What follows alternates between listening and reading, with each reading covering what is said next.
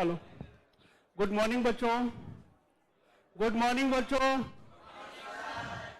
चलिए, क्या पढ़ाया था बेटा पिछली क्लास में? अनपेड सेलर का लास्ट आज क्लास है ना। चलिए देखो बेटा, एक बार हम पूरा याद दिला देते हैं कि अनपेड सेलर में हमने क्या डिस्कस किया है, क्या बचा हुआ है। बेटा बातें नहीं, पहले तो हमने पिछली क्लास में अनपेड सेलर का मतलब बताया था। अनपेड सेलर के अंदर तीन बातें बताई थी कि जब सेलर अनपेड सेलर तब माना जाता है जब तीन में से कोई भी एक कंडीशन वो सेटिस्फाई करता है। पहला, जब क्रेडिट बेसिस पे गुड्स बेचा जाए और क्रेडिट पीरियड क्या हो जाए, एक्सपायर। फिर दूसरा हमने बताया था कि जब बीआर बेसिस पे गुड्स बेचा जाए और बीआर क्या हो जाए, डिसऑनर्ड। तीसरी बात हमने बताई थी बेटा आप लोग को, या अनकंडीशनल बेसिस पे गुड्स बेचे, माइनर अमाउंट या होल अमाउंट क्या हो जाए, आउटस्टैंडिंग। फिर बेटा हमने आपको बताया था rights of buyer, sorry unpaid seller section 46 right of unpaid seller के अंदर दो बातें बताई थी, एक राइट अगेंस्ट गुड्स, एक right against buyer. Right against goods में हमने बताया था ये कॉन्सेप्ट तब अप्लाई होता है जब जिस समय सेलर अनपेड सेलर बना उस समय गुड्स का पोजीशन अनपेड सेलर के पास ही हो या ट्रांसिट में हो, बट डॉक्यूमेंट ऑफ टाइटल किसने होल्ड कर रखा हो, सेलर। राइट। फिर हमने बताया कि और उसका अधिकार अनपेड सेलर का बायर के अगेंस्ट कब होता है, जब गुड्स का पोजीशन ऑलरेडी राइट ना बायर के पास जा चुका है। ओके। फिर हमने बताया था बेटा अनपेड सेलर का अधिकार गुड्स के अगेंस्ट क्या होगा। गुड्स के अगेंस्ट भी दो तरह के अधिकार होते हैं कि जो गुड्स उसने बेचा है उसकी ऑनरशिप ट्रांसफर हो चुकी है या नहीं हुई है। नहीं हुई है तो विथ होल्ड डिलीवरी का अधिकार है, गुड्स को होल्ड कर लेगा, और हो चुकी है तो उसके तीन अधिकार होंगे। राइट। पहला अधिकार हमने बताया था बेटा राइट टू लीन। इसमें तीन सेक्शन बताए थे कि कोई भी अनपेड सेलर गुड्स को, जो उसने गुड्स बायर को बेचा है, वो गुड्स को वो लीन कर सकता है बशर्ते इफ कुछ इन द फॉलोइंग कंडीशन, कुछ कंडीशंस बताए थे। पहला, व्हेन बायर बिकम इंसॉल्वेंट हो जाता है तो वो लीन कर सकता है, या अनकंडीशनल बेसिस पे गुड्स बेचा जाए, माइनर अमाउंट आउटस्टैंडिंग हो जाए तो ऐसा कर सकता है, या तीसरी बात हमने बताया था क्रेडिट बेसिस पे गुड्स सेल आउट किया जाए और क्रेडिट पीरियड क्या हो जाए, एक्सपायर। फिर हमने बताया था सेक्शन 48 पार्ट डिलीवरी। राइट ना, जैसे सेलर ने कॉन्ट्रैक्ट ऑफ सेल के तहत जो गुड्स डिलीवर करना था, टोटल गुड्स अभी डिलीवर नहीं किया, उसी दौरान सेलर अनपेड सेलर बन जाता है, तो जो अभी भी उसके पास पार्ट डिलीवरी बची है देने के लिए बायर को, उस गुड्स को क्या कर सकता है, लीन कर सकता है। फिर हमने तीसरी बात बताई थी सेक्शन 49 टर्मिनेशन ऑफ लीन। चार तरीकों से लीन को टर्मिनेट माना जाता है, समाप्त माना जाता है। मतलब जो सेलर ने गुड्स को अपने पास रिटेन कर रखा है वो रिटेन खत्म माना जाता है। टर्मिनेशन मतलब समाप्त हो जाना।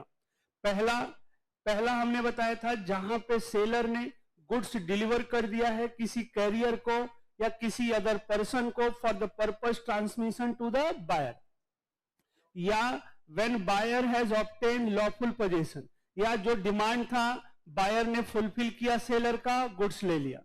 या तीसरा हमने बताया था when seller wave his right, मतलब सेलर ने जो लीन किया था अपना अधिकार वेव कर दिया। चौथा बाय स्टॉपेज, मतलब बायर ने सेलर के प्रेजेंस में उस लीन गुड्स को किसी थर्ड पार्टी को बेचने के लिए कॉन्ट्रैक्ट कर लिया और सेलर क्या रहा, साइलेंस। फिर हमने पढ़ाया बेटा right to stoppage goods in transit. Right to stoppage goods in transit के अंदर तीन बातें कि सेक्शन 50 से लेकर के 52, बट सेक्शन 50 जो था वो कंडीशन का है कि भाई गुड्स को हम कब स्टॉप कर सकते हैं। गुड्स को स्टॉप करने के लिए हमने पहला रूल बताया कि भाई बायर का इंसॉल्वेंट होना क्या है बेटा, मस्ट है। दूसरा, जिस समय वो इंसॉल्वेंट हो उस समय गुड्स कहां पे होना चाहिए, ट्रांसिट में होना चाहिए। और तीसरी बात हमने बताई थी कि जो डॉक्यूमेंट ऑफ टाइटल होना चाहिए किसके पास?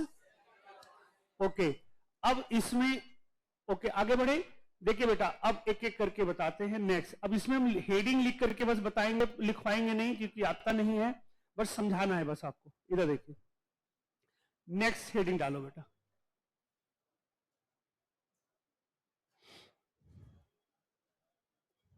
बेटा जो हमने सेक्शन 50 में दो बातें बताई, पहली बात बताई कि बायर इंसॉल्वेंट हो जाए, दूसरी बात बताई थी कि गुड्स क्या होना चाहिए? ट्रांसिट।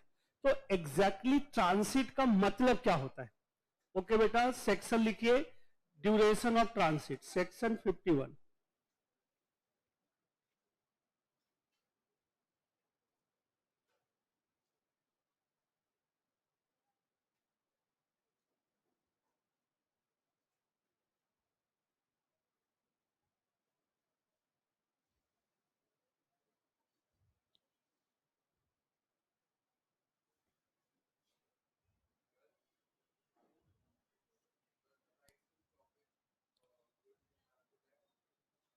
उसी के ट्रांसिट का मतलब बताने जा रहे हैं। सेक्शन 50 में कंडीशन आएगा गुड्स को स्टॉप करने के लिए। जो कंडीशन था ना तीन बेटा, वो सेक्शन 50 का है। अब सेक्शन 51 में स्टॉपेज गुड्स इन सॉरी ट्रांसिट का मतलब क्या होता है? Goods in transit.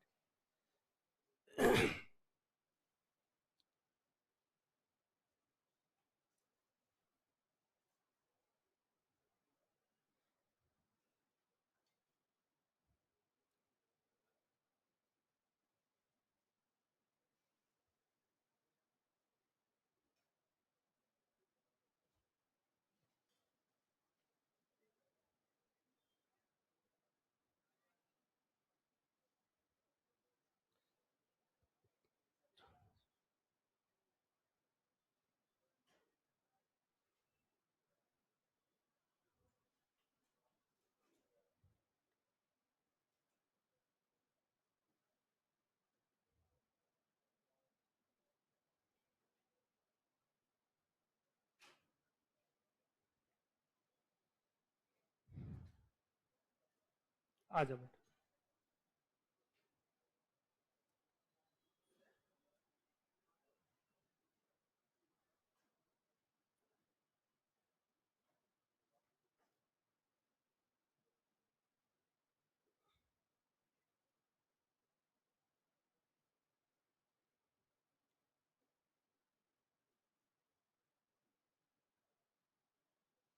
आ जाओ।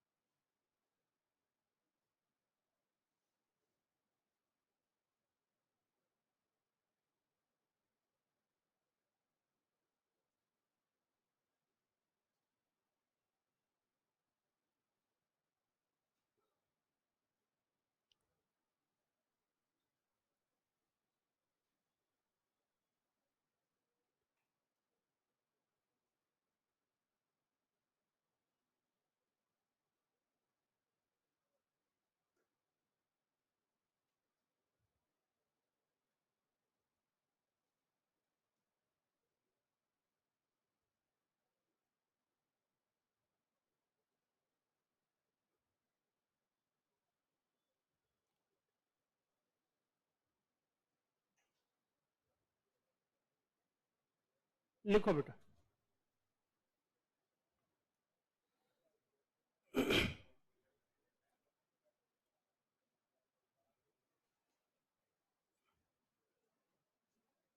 बेटा लिखो।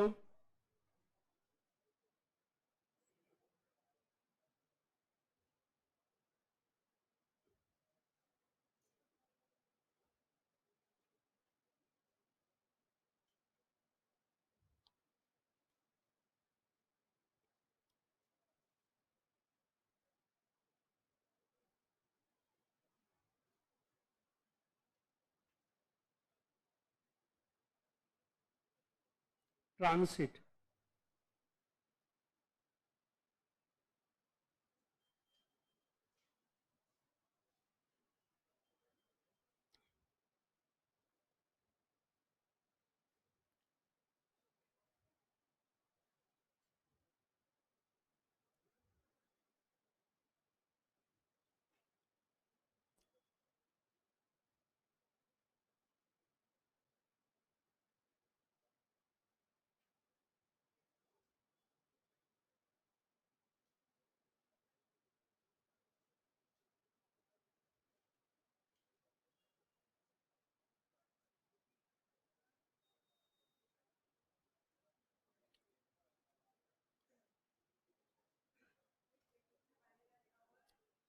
बाई।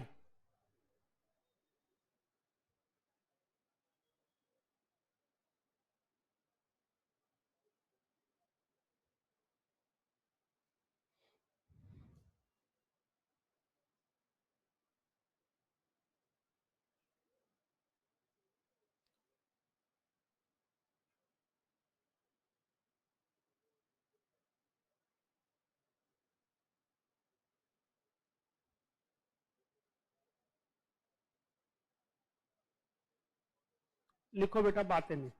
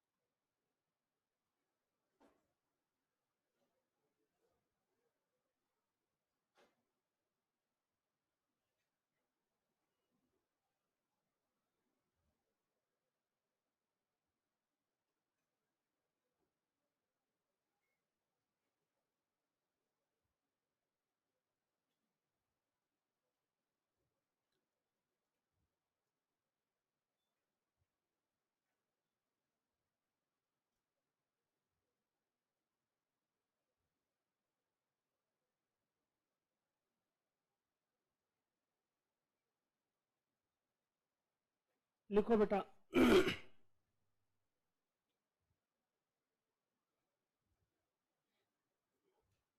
होमवर्क दे रहे हैं, जो खुद पढ़ना है आपको, डिफरेंस, ये लिखवा नहीं रहे हम।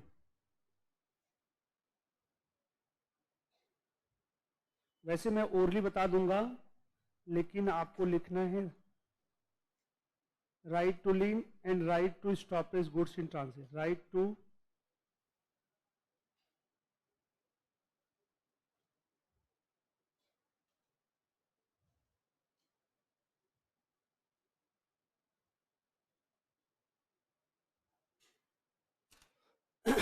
लिखो बेटा।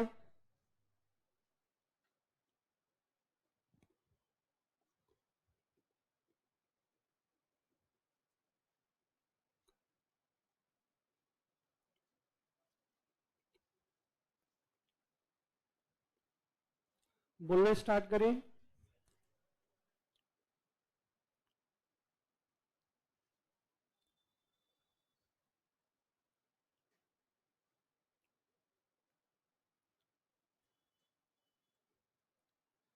बोले बच्चों। स्पीड बढ़ाओ। ऑनलाइन बच्चे कुछ पूछना है।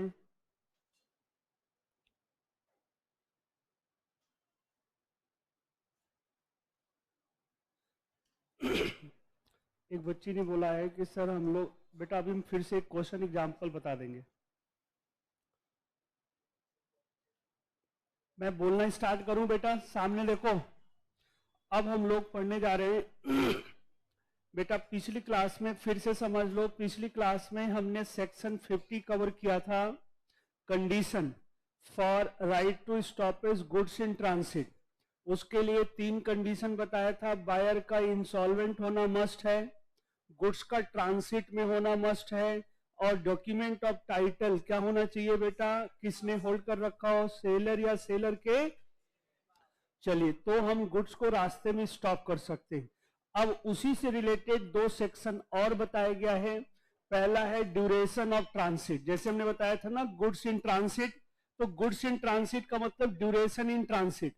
तो हम ट्रांसिट का एग्जैक्ट मतलब क्या है, ओके बेटा, तो ट्रांसिट का मतलब यहां पे लिखा हुआ है goods are deemed to be in transit, मतलब जो गुड्स है वो ट्रांसिट में माना जाता है from the time when they are delivered to, क्या लिखा है बेटा, कैरियर का मतलब ट्रांसपोर्टर, शिपिंग कंपनी हो गया, कोई भी रेलवे रिसीट हो गया। कैरियर मतलब जिसको जो गाड़ी से ले जाता है, या थर्ड पर्सन का मतलब बेली, जो गुड्स लेके जाएगा, है ना बेटा।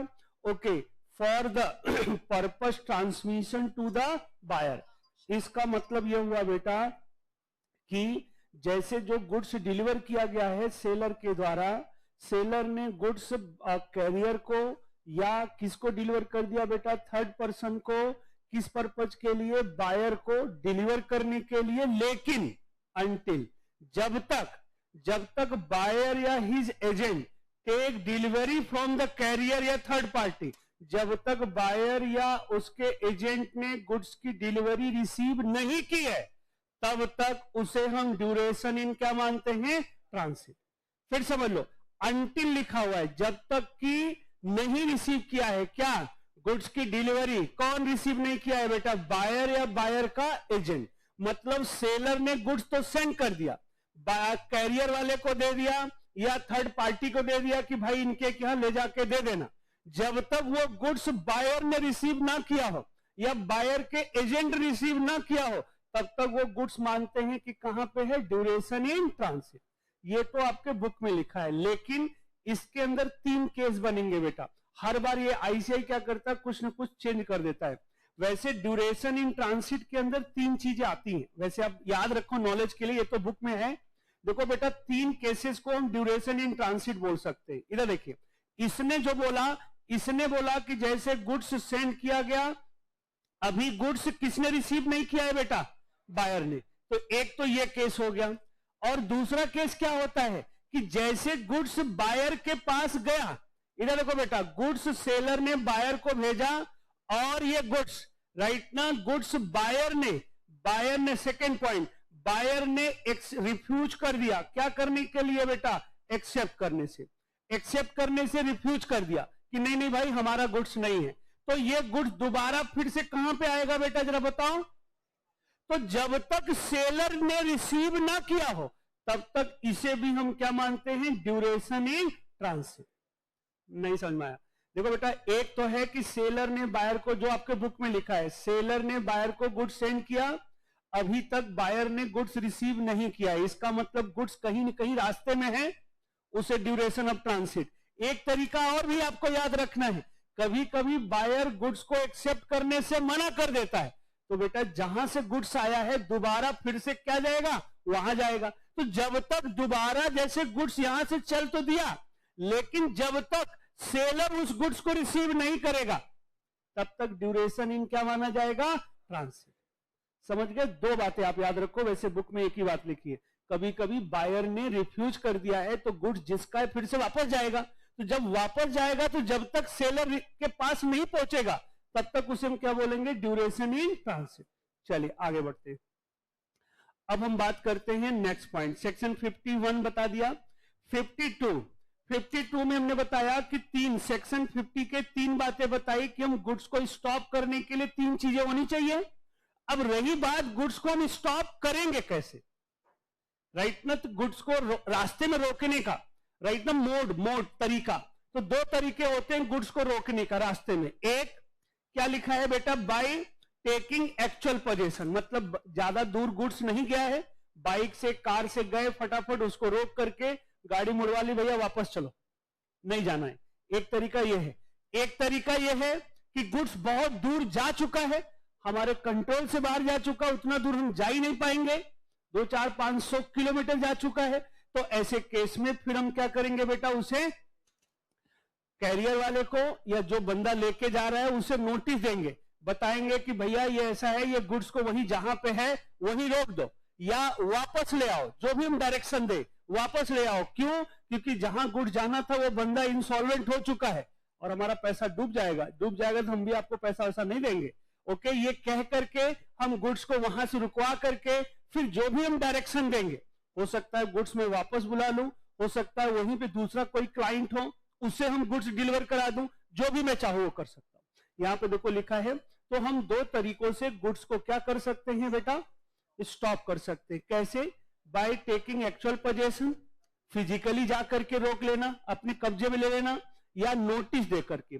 अच्छा बेटा, यहां पे एक बात लिखी है, यहां पे लिखी है कि when notice given to carrier या third person, third party by the seller, he shall redeliver the goods to या अकॉर्डिंग टू डायरेक्शन। मतलब ही का मतलब यहां ट्रांसपोर्टर की बात की जा रही है, कैरियर की बात की जा रही है, थर्ड पर्सन, उसकी ड्यूटी बन जाती है कि जो सेलर ने उसे डायरेक्शन दिया है उस डायरेक्शन के अकॉर्डिंग गुड्स को वापस रिटर्न करे या जहां पे उसे डिलीवर, यहां देखा ना, गुड्स या according to direction.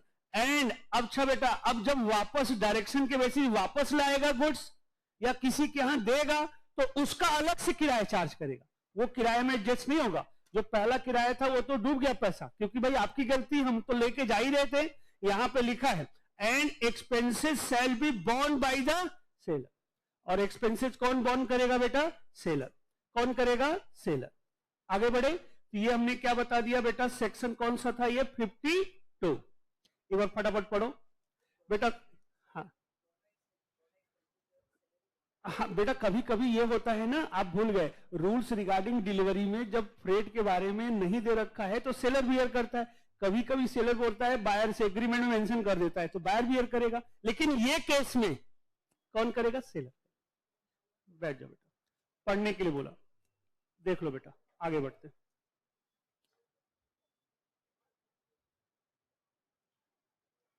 Last point, next point, section 53, ये बहुत इंपॉर्टेंट है।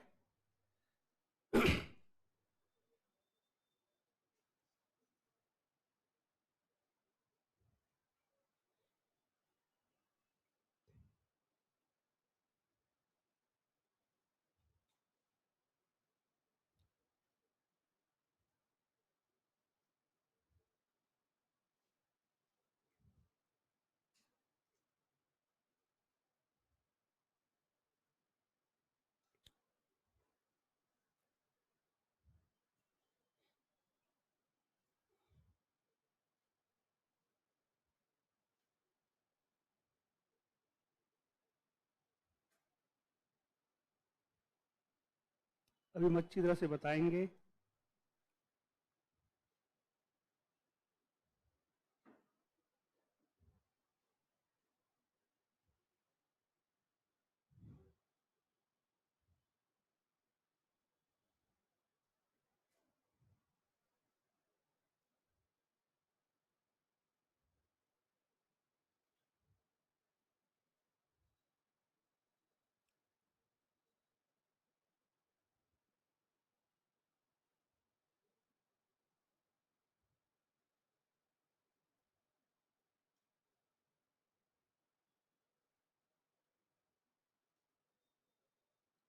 लेजिंग,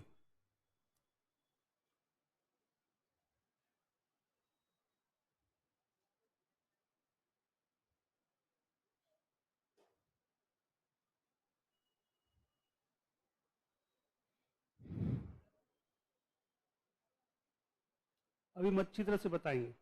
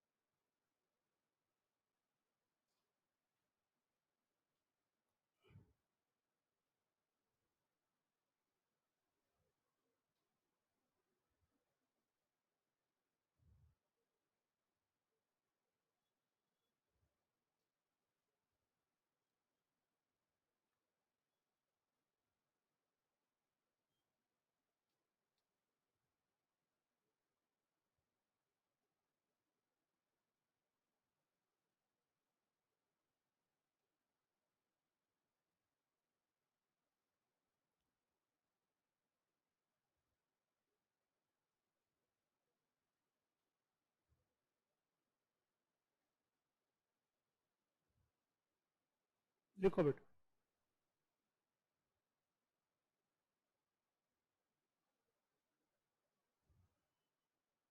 लिखो।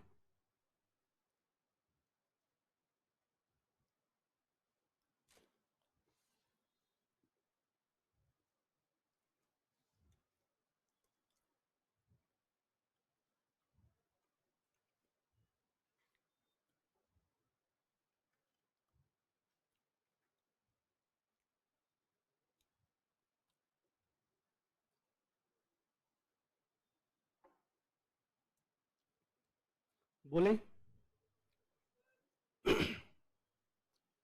देखो बेटा, सेक्शन 53 क्या बोलता है, बोलना स्टार्ट करें। सेक्शन 53 बेटा, सेक्शन 53 में लिखा है इफेक्ट ऑफ सब सेल या प्लेज बाय द बायर। बेटा पहले हम बुक की लैंग्वेज बताते हैं, फिर हम आपको समझाते हैं कि ये क्या बोलना चाह रहा है। स्टार्ट करें।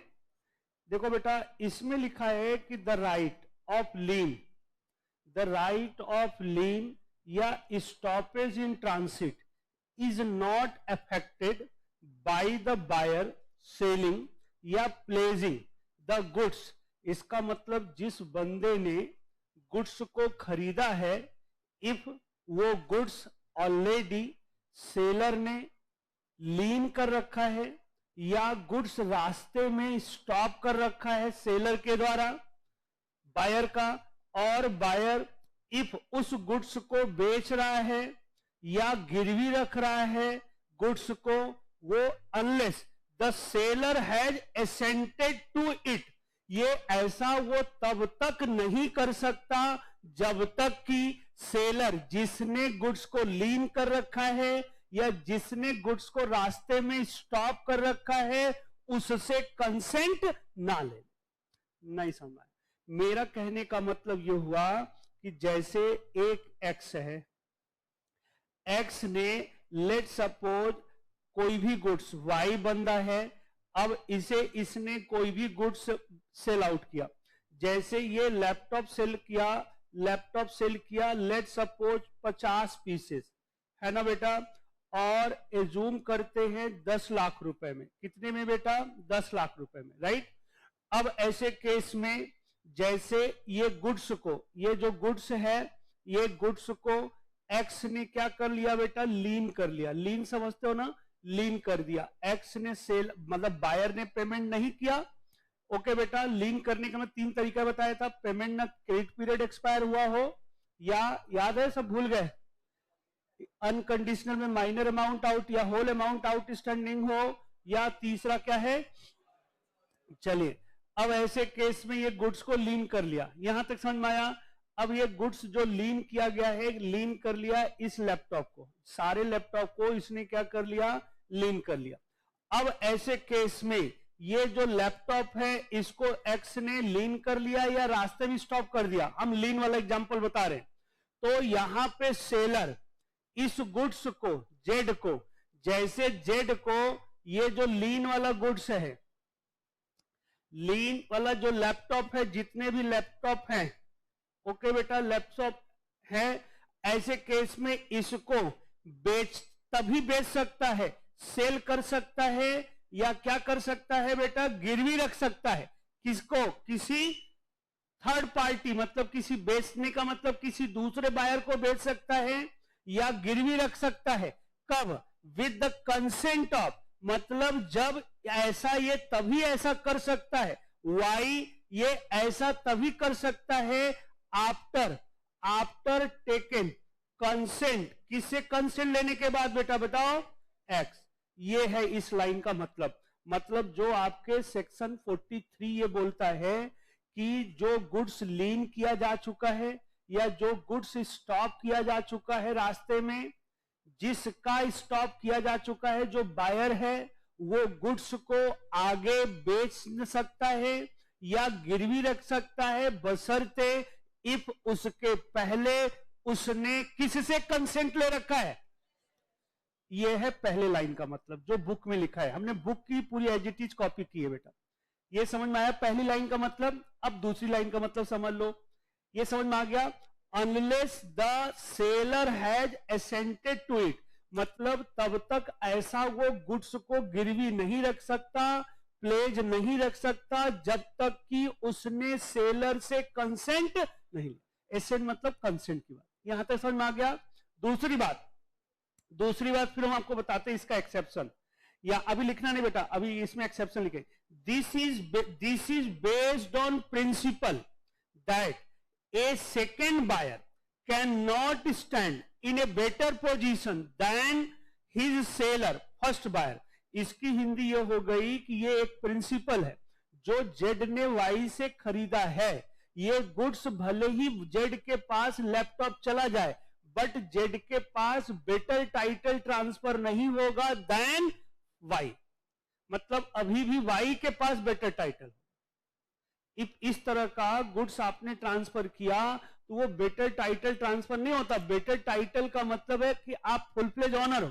बेटा जब आप बिना एसेंट के आप ऐसा करते हो तो बेटर टाइटल ट्रांसफर नहीं होगा, और इफ एसेंट लेकर के करते हो तो बेटर टाइटल ट्रांसफर हो जाएगा, मतलब फिर ये फुल प्लेज ऑनर रहेगा।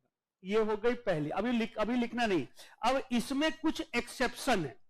अब हम आपको 53 में दो एक्सेप्शन पॉइंट बताने जा रहे हैं, जहां पे बेसिकली कंसेंट लेने की जरूरत नहीं पड़ेगी, या हम कंसेंट लेके काम। ओके, पहला केस यहां लिखो एक्सेप्शन।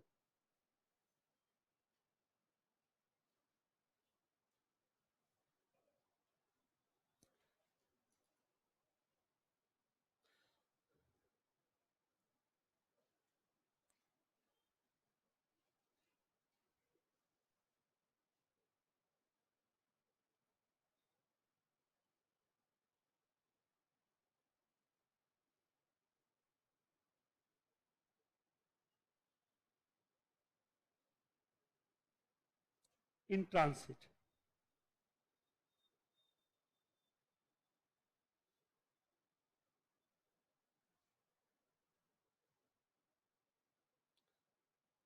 डिफीटेड मतलब खत्म माना जाता है। दैट मीन्स मतलब बायर बेच सकता है।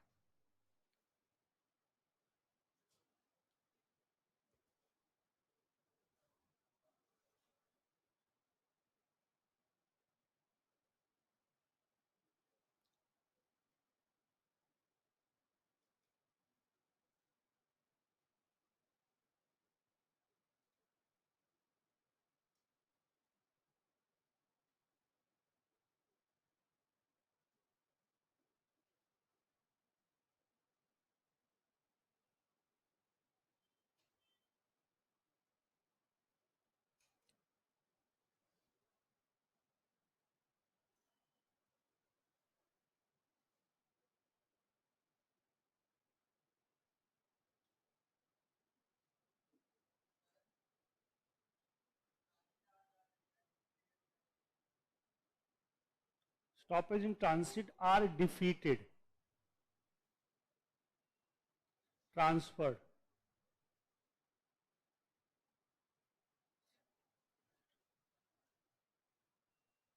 document of title to the buyer। बेटा आपको पता है ना कि जब बायर को हमने डॉक्यूमेंट ऑफ टाइटल ट्रांसफर कर रखा है तब तो वो कर ही सकता है।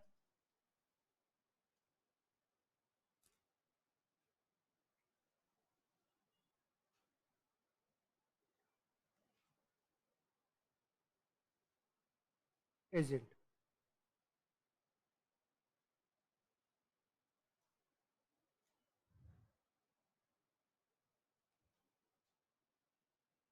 बोले बेटा देखो ये दो चीजें एक्सेप्शन है। एक्सेप्शन क्या है? या तो आप पूछ करके कर लो, सेलर से एसेंट लेके कर दो, तब तो वो कर सकता है। या आपको हमने बताया था डॉक्यूमेंट ऑफ टाइटल, भूल गए? डॉक्यूमेंट टाइटल अभी पिछली क्लास में भी बताया था कि जब डॉक्यूमेंट टाइटल सेलर ने होल्ड कर रखा है या सेलर के एजेंट ने होल्ड कर रखा है तो उसका मतलब होता है कि गुड्स किसके पोजीशन में है? जरा बताओ बेटा। सेलर। गुड्स को रास्ते में स्टॉप किया जा सकता है, लेकिन जरा सोचो, इफ डॉक्यूमेंट ऑफ टाइटल, इधर देखिए इसको लिख लो फिर बताते हैं। If document title already buyer के पास जा चुका है तो सेलर क्या गुड्स को आगे कुछ कर सकता है? नहीं, क्योंकि जब बायर के पास बायर के नाम से डॉक्यूमेंट टाइटल है तो बायर तो उसको दिखा करके आगे गुड्स बेच देगा, आप कुछ कर ही नहीं सकते। समझ रहे ना? तो दो केसेज इसके एक्सेप्शन है। मतलब हमने सेक्शन 53 में ये चीज बताई, पहली चीज ये बताई कि जिस गुड्स को सेलर ने लीन कर रखा है या गुड्स को रास्ते में स्टॉप कर रखा है, उस गुड्स को बायर आगे सेल या प्लेस नहीं कर सकता तब तक जब तक कि उसने सेलर से बायर ने क्या न ले रखा हो, एसेट। फिर दूसरी चीज बताई कि ये बेसिकली इस प्रिंसिपल पे बेस है कि इफ राइट ना जो सेकेंड बायर है उसके पास राइट ना can not stand better in better position than first buyer, क्योंकि भाई जिससे आपने गुड्स खरीदा जब वो गुड्स उसका ही नहीं है तो आप कैसे बेटर टाइटल आपके पास जाएगा? ओके, लेकिन फिर हमने बताया कि इसके दो एक्सेप्शन केसेज हैं। मतलब दो ऐसे केसेज हैं जहां पे जो गुड्स लीन किया गया है, जो गुड्स स्टॉप किया गया है राइट ना ट्रांसिट में, उस गुड्स को बायर आगे प्लेज कर सकता है, आगे बायर बेच सकता है। दो केसेस में, पहला या तो सेलर से पहले क्या ले ले, एसेंट कंसेंट, जैसे आपने पढ़ा था टर्मिनेशन ऑफ लीन में बाई स्टॉपेल, याद है? भूल गए? स्टॉपेल यही वाला केस तो है। वो आगे उसके सामने उसी के गुड्स को बेचे और वो क्या रहे, साइलेंट, मतलब एसेंट हो गया। या डॉक्यूमेंट ऑफ टाइटल जो है, डॉक्यूमेंट टाइटल बायर के पास जा चुका है, जब बायर के नाम का है गुड्स तो बायर दिखा के किसी को बेच सकता है, तो सेलर कुछ कर ही नहीं सकता। आगे बढ़े, चलिए बेटा, ये दो बातें हो गई। अब हम लोग पढ़ते हैं, अभी तक हमने जो पढ़ा right of unpaid seller against goods, goods के अगेंस्ट हमने बताया। अच्छा, अभी एक पॉइंट बचा हुआ है ना बेटा, राइट टू रीसेल, सेक्शन 54। अब लिखिए नेक्स्ट पॉइंट, सेक्शन 54। बोलो, हाँ बोलो बेटा, कौन सा पॉइंट? कौन सा, ये वाला? When seller has assented to the sale या pledge, अरे बेटा जो सेलर जिसने गुड्स को लीन किया था, जब बायर आया उस गुड्स को किसी दूसरे बायर को बेचने के लिए, उस समय हमने उसको परमिशन दे दी, जाओ कोई नहीं बेचो। जैसे अब हमें आपसे पैसा लेना था राइट ना, हमने आपका मोबाइल अपने पास रख लिया। अब आपसे मोबाइल, आपके मोबाइल की वैल्यू है 20,000, हमें आपसे केवल पैसा लेना है 5,000। आप मेरे पास आए, बोले अनूप सर हमें परमिशन दो, क्योंकि ऐसे तो मेरे पास पैसा है नहीं, हम चाहते हैं ये मोबाइल बेच दें, 20,000 मिलेगा, हम 5,000 आपको दे देंगे, हम कंसेंट दे सकते हैं? हमने बोला बेच दो, तो बेच सकते हो नहीं बेच सकते हमारे कंसेंट से, है ना? या उसका डॉक्यूमेंट टाइटल आपके नाम ट्रांसफर कर रखा है, जब ट्रांसफर कर रखा है तब तो बात ही खत्म हो गई।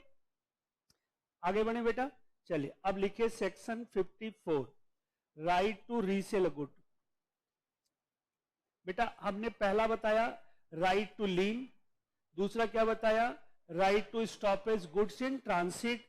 अब तीसरा लिखो बेटा, उसमें क्या लिखा था? फर्स्ट सेकेंड लिखाया था, क्या लिखाया था?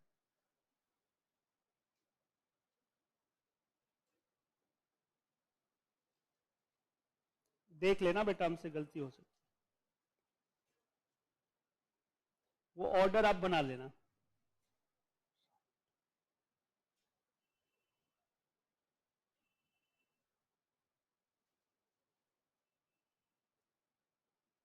लिखो बेटा,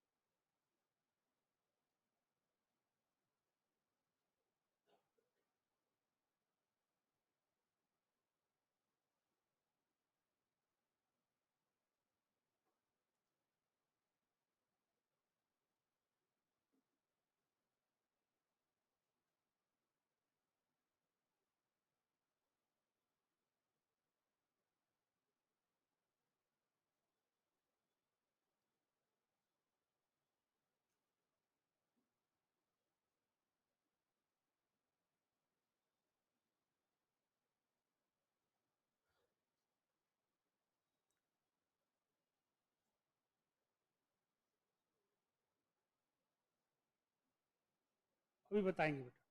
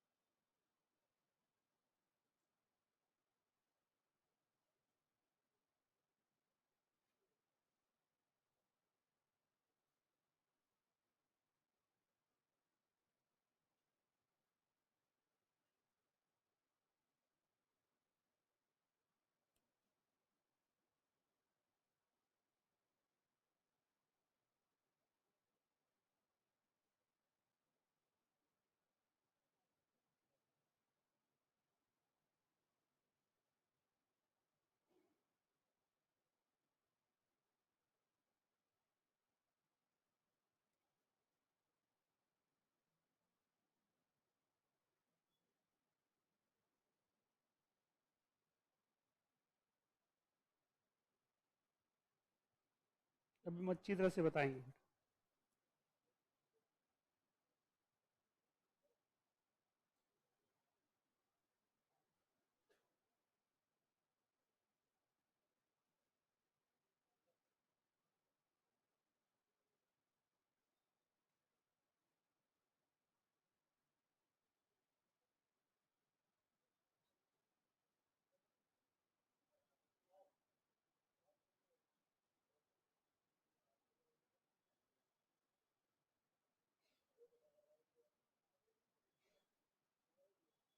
बातें नहीं।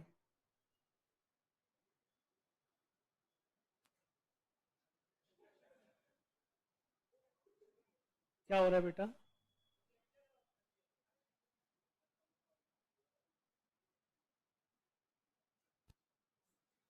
अरे तुम बैठो यार, बैठो, जिसको करना हो करेगा। तुम क्यों परेशान हो रहे हो? लिखो बेटा।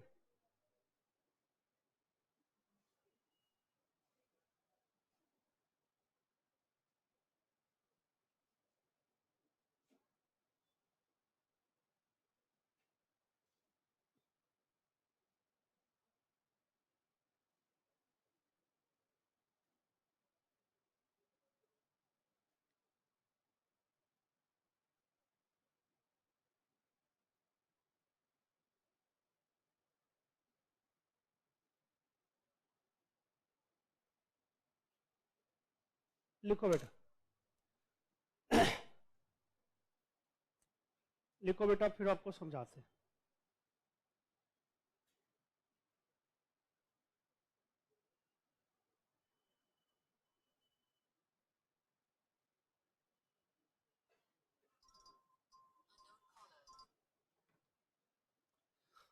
बोले बच्चों, बेटा स्पीड बढ़ाओ, स्पीड बढ़ाओ।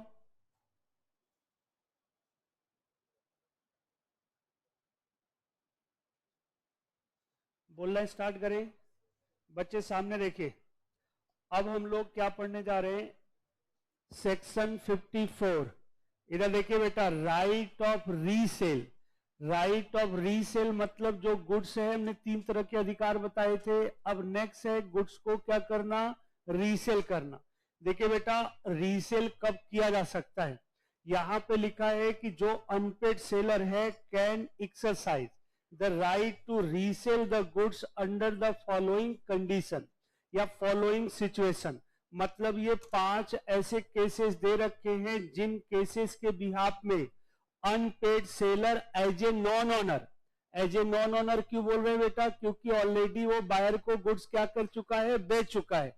गुड्स की ऑनरशिप ऑलरेडी बायर के नाम क्या हो चुकी है? ट्रांसफर। राइट। तो एज ए नॉन ऑनर वो गुड्स को क्या कर सकता है बेटा? जरा बताओ। बेच सकता है। पहला, where goods are of a perishable nature. देखो बेटा, जो सेलर ने बायर को गुड्स सोल्ड आउट किया था वो गुड्स पेरिसिबल नेचर है, जैसे वेजिटेबल है, फ्रूट्स है, जो जल्दी बेकार हो जाता है। तो ऐसे केस में इफ बायर ने विद इन रीजनेबल टाइम के अंदर गुड्स का पोजेशन नहीं लिया है तो गुड्स को अनपेड सेलर दोबारा किसी दूसरे को क्या कर सकता है? रीसेल कर सकता है। समझ में आया? अच्छा, अब एक बात इसमें नहीं लिखी है जो आप हमारी तरफ समझ लो।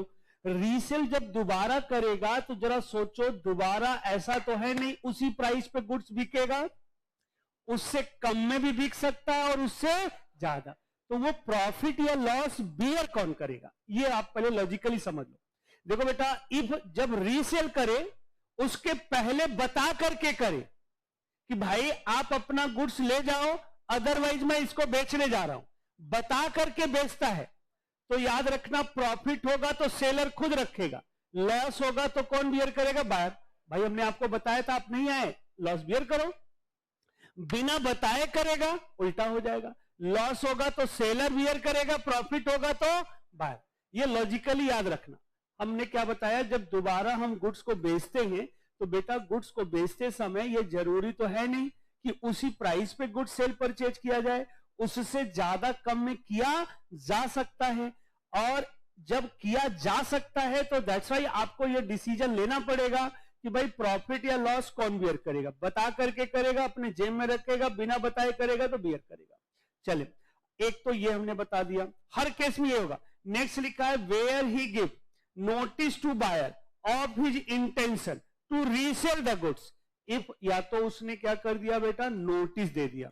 अब आप बोलेंगे सर आपने तो ऊपर ही नोटिस वाली बात बता दी बेटा, पेरिसिबल है, जल्दी बेकार हो रहा है, आपने हो सकता नोटिस ना भी दिया हो या नोटिस दे दिया हो। नोटिस देने से यह बेनिफिट होता है कि आप सेफ हो जाते हैं, बस समझ रहे ना मेरी बात। एक तरीका यहां नोटिस दिया है, पेरिसिबल में भी नोटिस दे सकता है, ऐसा थोड़ी नहीं दे सकता।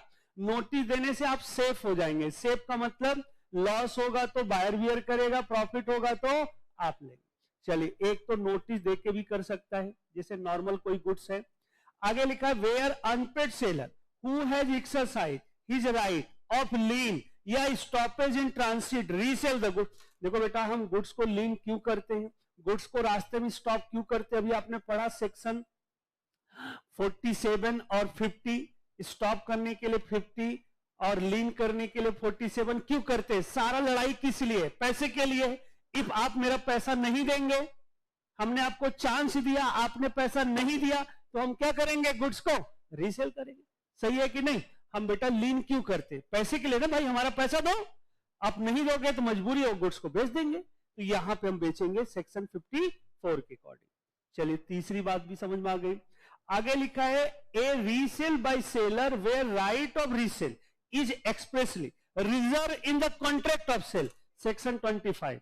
जैसे कॉन्ट्रैक्ट करते समय इफ कॉन्ट्रैक्ट में साफ साफ ये लिख दिया गया है सेलर के द्वारा कि भाई इफ आप मेरा पेमेंट नहीं करेंगे तो हमारे पास अधिकार होगा कि उस गुड्स को हम बेच करके अपना पैसा क्या कर सकते हैं, रिकवर।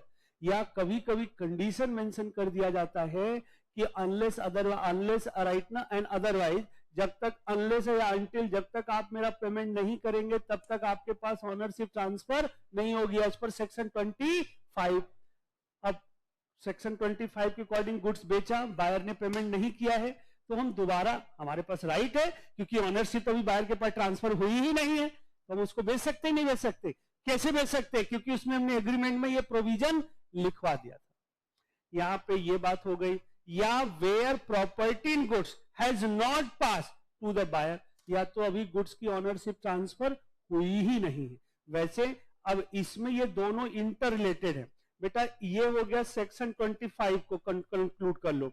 इसमें क्या है कि जैसे कंडीशन लगा दिया है कि भाई ऑनरशिप ट्रांसफर हो जाएगी, लेकिन एग्रीमेंट में लिख दिया है कि हम आपसे दोबारा गुड्स लेकर के उसको क्या कर सकते हैं, बेच सकते हैं। या गुड्स हमारे पास ही, ऑनरशिप जा चुकी है, लेकिन कंडीशन लगा दिया कि इफ आप हमारा पेमेंट नहीं करते हो तो हमारे पास एक स्पेशली पूरा तरह से अधिकार होगा गुड्स को क्या करने का, बेचने। तो ये 5 ऐसे, ये देखो बेटा, चौथा और पांचवा इंटरकनेक्टेड है ना। देखो बेटा, पांचवे में क्या है कि हमने ऑनरशिप ट्रांसफर नहीं हुई है। कभी कभी ऑनरशिप बहुत सारे रीजन से भी ट्रांसफर नहीं होती, जैसे हमने आपको पढ़ाया था, गुड्स डिलीवरेबल स्टेज में नहीं है या बहुत सारे रीजंस हैं। तो यहां पे जैसे ऑनरशिप ट्रांसफर नहीं हुई है तो ऑब्वियस सी बात है गुड्स को हम क्या कर सकते हैं, बेच सकते हैं। ओके। या दूसरी बात हमने क्या बताई कि कॉन्ट्रैक्ट में पहले से ये प्रोविजन क्या कर दिया गया, मेंशन। फटाफट एक बार पढ़ो पूरा जो आज हमने पढ़ा है, अब हम क्वेश्चन पूछेंगे तब आगे बढ़े। जल्दी पढ़ो सारे बच्चे, आज हमने जितने सेक्शन कवर किए जल्दी पढ़ो बेटा। हाँ बेटा,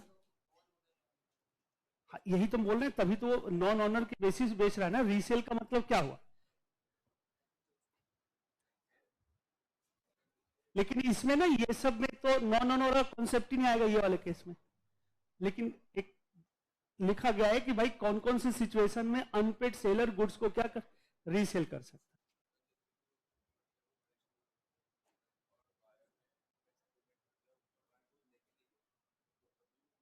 अरे भाई तभी तो पैसा मिल जाना ही इंपॉर्टेंट थोड़ी ना होता है। ये किसने बोल दिया? पैसा मिला है तो भी गुड्स बेच सकता है। गुड्स पेरिशेबल नेचर का है ना बेटा? अब पैसा आपसे दे चुके हो तो हम दोबारा जब बेचेंगे तो हम बता करके बेचेंगे। तो एक तो ऐसे केस में प्रॉफिट होगा तो अपने पास रख लेंगे, आपका पैसा वापस कर देंगे। लॉस होगा तो उस पैसे से लॉस को एडजस्ट करके बाकी पैसा वापस करेंगे। हाँ सब बताएंगे, पहले पढ़ो बेटा। इसी हमने दिया है पढ़ने के लिए। अभी हम 53 सबसे पूछेंगे तब आगे बढ़ेंगे। 50, 51, 52, 53, 54 इतने सेक्शन अब भी पूछेंगे।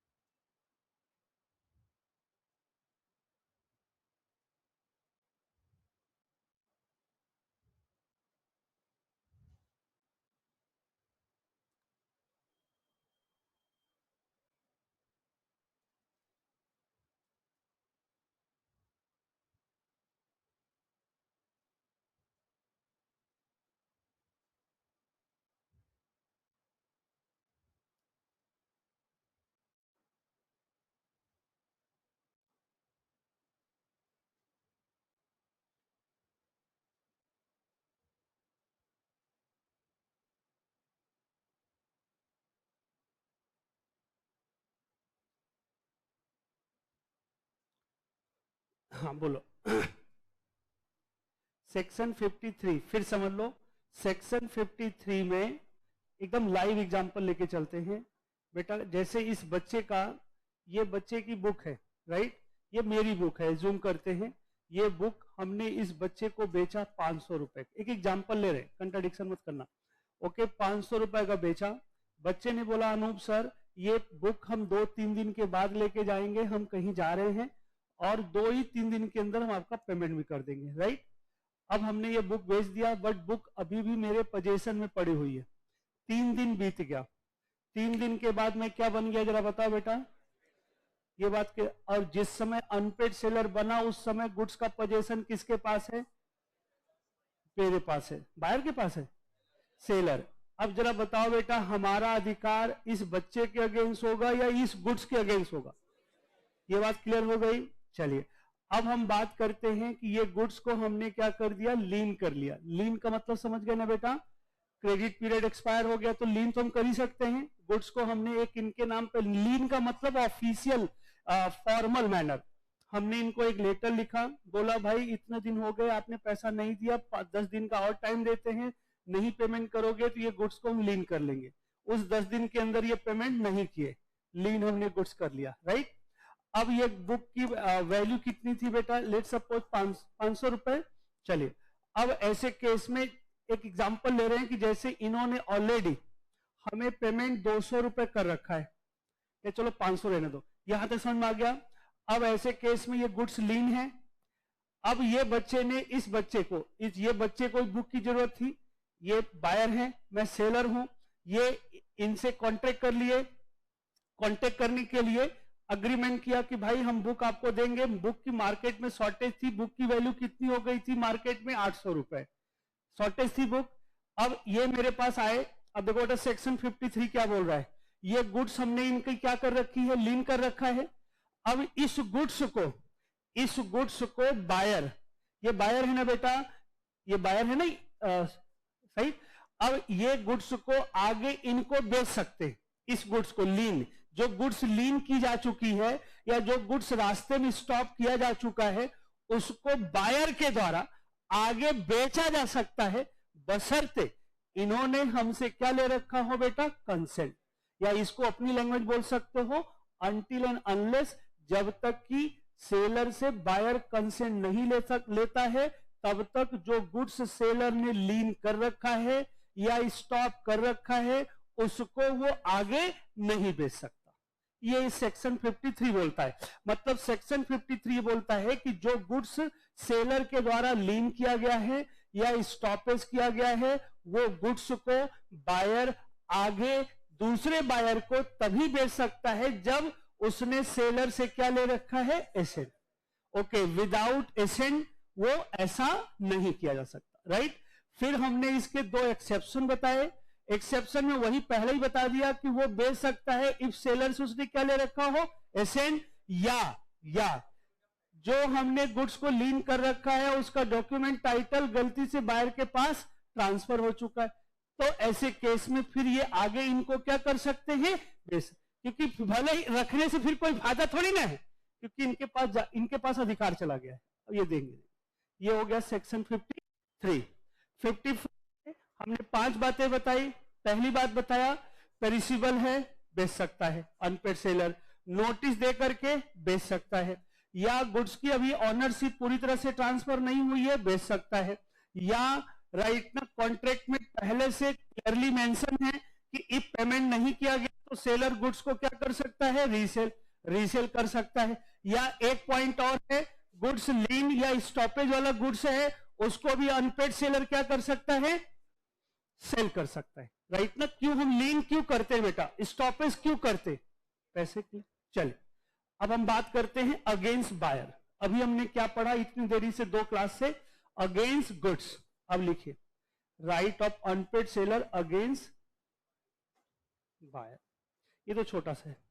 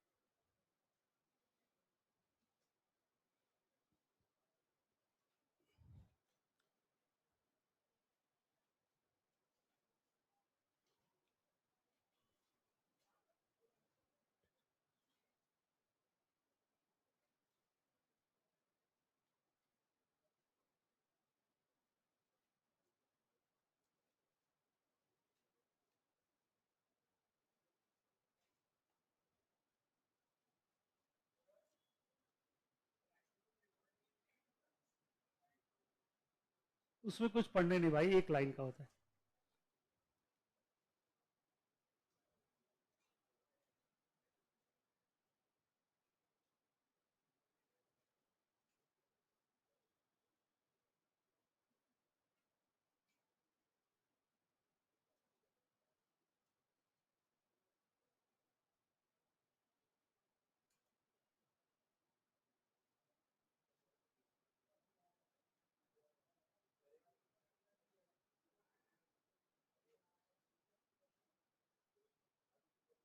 बेटा बात है,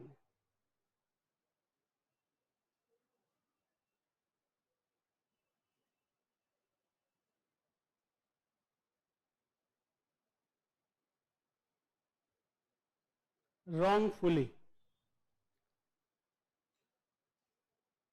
neglect,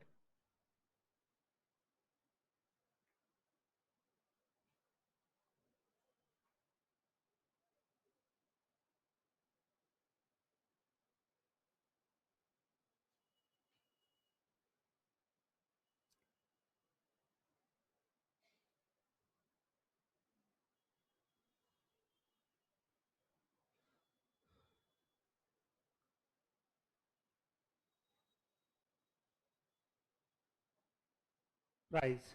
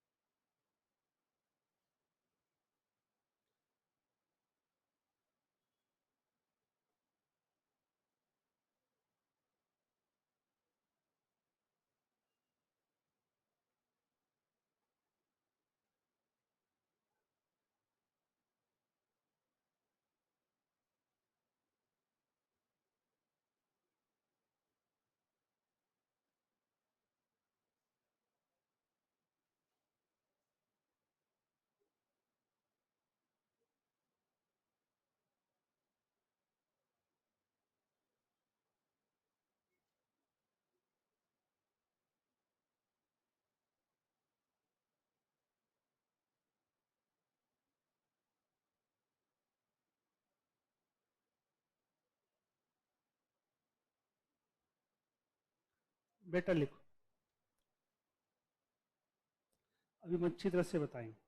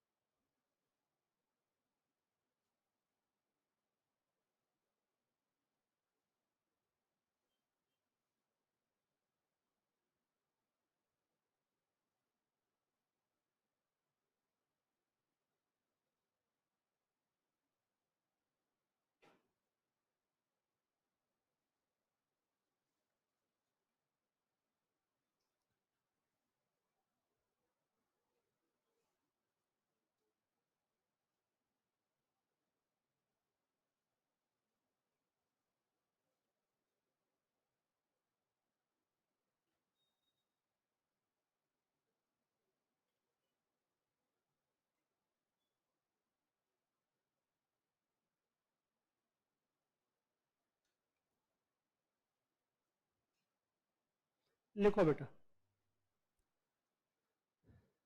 लिखिए बच्चे। हाँ बेटा, रिपीडिएशन का मतलब होता है अवॉइड करना, कॉन्ट्रैक्ट को अवॉइड करना। लिखो बेटा,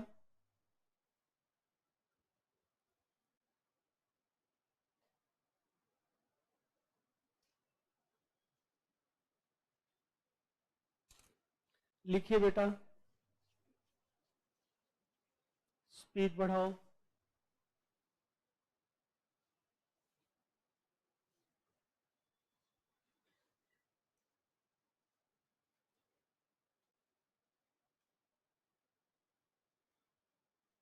बोले, देखो बेटा अब हम लोग क्या पढ़ने जा रहे हैं। बोले बच्चे, अब हम लोग पढ़ने जा रहे हैं, नेक्स्ट पॉइंट है right of unpaid seller against buyer. हमें कौन बच्चा बताएगा कि अनपेड सेलर का अधिकार बायर के अगेंस्ट कब इन्फोर्स होता है?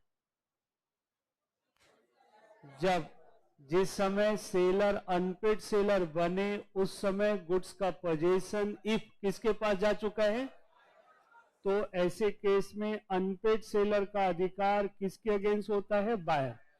अब बात आती है कि भाई बायर के अगेंस्ट कितने तरह का अधिकार होगा। अब बायर के अगेंस्ट कितने तरह का अधिकार होगा बेटा, सामने देखिए। पहला लिखा है सूट फॉर प्राइस, मतलब जो सेलर ने बायर को गुड्स बेचा है वो पैसा जो बायर से लेना है, एक तो वो प्राइस के लिए सूट केस कर सकता है। देखो बेटा इसमें दो सेक्शन है, सेक्शन 55(1), सेक्शन 55(2), राइट ना, दो है। देखो दोनों में डिफरेंस क्या है। यहां पे लिखा है कि where under a contract of sale property in goods has pass to the buyer, मतलब जहां पे सेल के तहत, कॉन्ट्रैक्ट ऑफ सेल के तहत गुड्स बायर के पास, गुड्स की ऑनरशिप जा चुकी है, एंड बायर रॉन्गफुली नेग्लेक्ट या रिफ्यूज टू पे द प्राइस, लेकिन बायर प्राइस पे करने से क्या कर रहा है बेटा? मना कर रहा है। देन सेलर में सू हिम फॉर द, क्या लिखा है? प्राइस। तो सेलर के पास राइट है कि वो बायर के अगेंस्ट केस करके अपना पैसा क्या कर सकता है? रिकवर।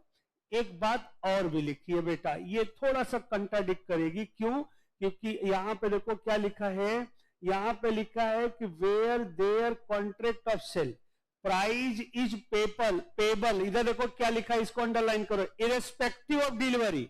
मतलब कभी कभी कॉन्ट्रैक्ट में ये होता है कि भाई डिलीवरी कोई जरूरी नहीं है, राइट ना, पहले पेमेंट करोगे फिर हम आपको डिलीवरी देंगे।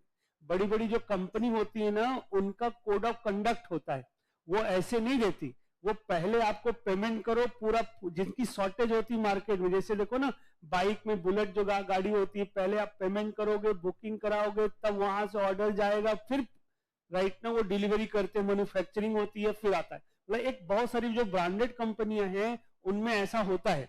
तो वही चीज यहां लिखा है कि जैसे कॉन्ट्रैक्ट ऑफ सेल में, कॉन्ट्रैक्ट में ये मेंशन कर दिया गया है कि भाई डिलीवरी रेस्पेक्टिव, डिलीवरी कोई रोल नहीं है, डिलीवरी बाद में मिलेगी, पहले आपको इस डेट पे क्या करना है, पेमेंट, और उस डेट पे इफ बायर ने नेग्लेक्ट कर दिया या रिफ्यूज कर दिया पे द प्राइस, राइट ना, तो ऐसे केस में, उस केस में भी सेलर के पास अधिकार है कि सेलर क्या कर सकता है, बायर के अगेंस्ट कोर्ट में जाकर के पैसे को क्या कर सकता है, रिकवर, राइट ना, प्राइस को क्या कर सकता है, रिकवर। बेटा दो सेक्शन समझ लो।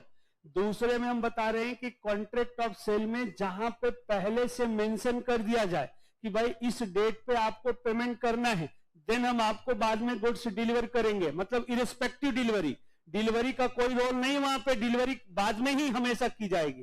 तो और उस केस में आप पेमेंट नहीं करते हो, आप एक्सक्यूज देते हो, नहीं नहीं अभी तो मैं गुड्स मिला नहीं, काहे का पेमेंट, ये बात आपकी नहीं मानी जाएगी, क्योंकि आपने एग्रीमेंट में साइन किया हुआ है कि हम पेमेंट पहले करेंगे, डिलीवरी का कोई रोल नहीं। तो इफ आप पेमेंट नहीं कर रहे हो तो भी आपके अगेंस्ट कोर्ट में अनपेड सेलर जा सकता है। चलिए आगे बढ़ते, नेक्स्ट क्या लिखा है, सूट फॉर डैमेज फॉर और बायर इफ डिलीवरी एक्सेप्ट करने से रिफ्यूज कर रहा है। ओके बेटा, गुड्स लेने से रिफ्यूज कर रहा है, तो ऐसे केस में इफ इसकी वजह से सेलर का क्या हो रहा है बेटा, लॉस हो रहा है। ओके बेटा, यहां लिखा ना फॉर नॉन एक्सेप्टेंस, एक्सेप्टेंस न लेने की वजह से लॉस हो रहा है, तो वो डैमेज के लिए क्या कर सकता है बेटा, क्या कर सकता है, क्लेम कर सकता है। मतलब जैसे सेलर ने बायर को गुड्स डिलीवर कर दिया, बायर ने ना ही गुड्स लिया और ना ही पेमेंट करने के लिए रिफ्यूज कर दिया कि भैया हमें गुड्स भी नहीं चाहिए, पेमेंट भी नहीं करूंगा, तो बेटा सेलर का लॉस होगा ना। तो जितना भी सेलर का लॉस होगा, आप कॉन्ट्रैक्ट पढ़ के आ रहे हो, राइट ना, उस समय जो भी मार्केट में प्राइस फ्लक्चुएट हुआ होगा या जो भी आपका लॉस हुआ होगा, स्पेशल डैमेज हो सकता है, याद है, तो आप वो डैमेज क्या कर सकते हो, क्लेम। चलिए ये हो गया। नेक्स्ट क्या लिखा है, रिप्यूडिएशन ऑफ कॉन्ट्रैक्ट बिफोर क्या दे रखा है, ड्यू डेट, या बायर ने ड्यू डेट के पहले सेलर से कॉन्ट्रैक्ट परफॉर्म करने से क्या कर दिया, मना कर दिया, इसे कौन सा ब्रीच ऑफ कॉन्ट्रैक्ट बोलेंगे, कोई पढ़ते, एंटीसिपेटरी ब्रीच ऑफ कॉन्ट्रैक्ट, याद है ना। और एंटीसिपेटरी ब्रीच ऑफ कॉन्ट्रैक्ट में कितने अधिकार होते हैं बायर के पास, दो, राइट ना, या तो वो क्या करे कि विदाउट वेटिंग वो इमीडिएटली एक्शन लेकर के डैमेज क्लेम करे, या ड्यू डेट तक वेट करे और फिर उसके बाद एक्शन ले कॉन्सिक्वेंसेस के बाद, याद है। तो यहां पे हो गया दिस केस। नेक्स्ट क्या लिखा है, सूट फॉर इंटरेस्ट।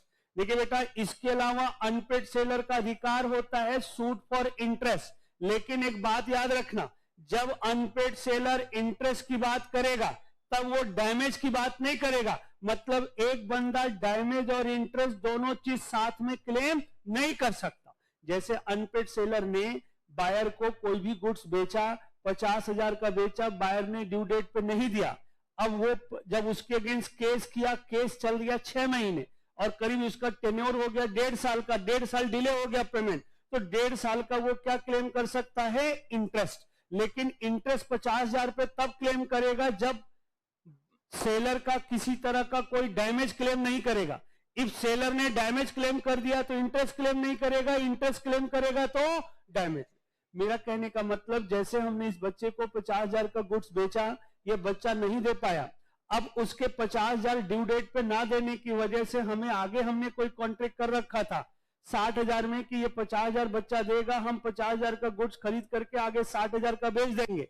इनके ना पेमेंट करने की वजह से मैं आगे नहीं बेच पाया, हमारा 10,000 का लॉस हो गया, तो हम डैमेज क्लेम करेंगे। या तो हम डैमेज क्लेम कर लें, इफ आगे हमने कोई कॉन्ट्रैक्ट नहीं कर रखा है तो जितने दिन 50,000 मिलने में डिले हुआ उतने दिन का हम इनसे क्या चार्ज करेंगे, इंटरेस्ट चार्ज। क्या चार्ज करेंगे, इंटरेस्ट। मतलब मैं ये बताना चाह रहा हूं बेटा कि कभी भी याद रखना कि डैमेज और इंटरेस्ट एक साथ हम क्लेम नहीं कर सकते, भले इसमें लिखा हुआ है दोनों में से कोई एक क्लेम करें।